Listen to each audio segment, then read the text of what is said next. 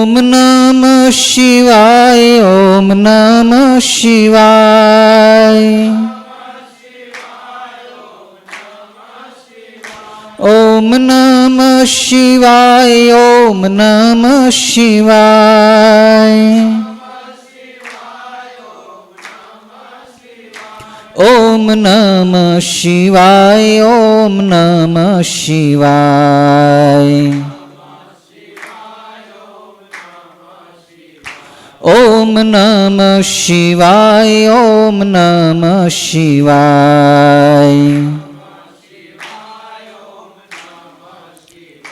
ઓમ નમઃ શિવાય, ઓમ નમઃ શિવાય. ઓમ નમઃ શિવાય, ઓમ નમઃ શિવાય.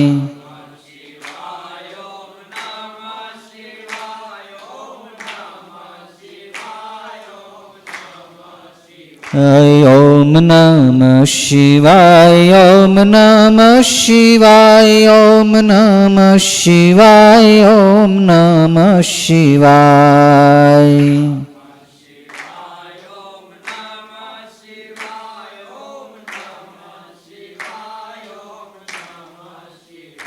ઓમ નમઃ શિવાય, ઓમ નમઃ શિવાય.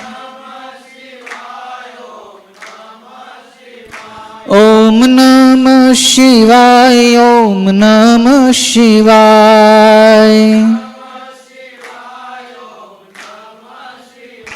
ઓમ નમઃ શિવાય, ઓમ નમઃ શિવાય. ઓમ નમઃ શિવાય, ઓમ નમઃ શિવાય. ઓમ નમઃ શિવાય, ઓમ નમઃ શિવાય. ઓમ નમઃ શિવાય, ઓમ નમઃ શિવાય.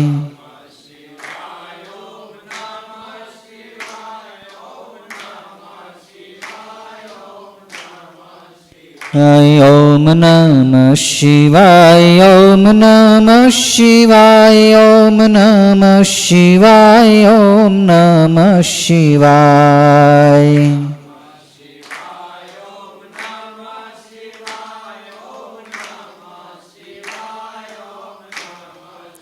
ઓમ નમઃ પાર્વતી પતયે.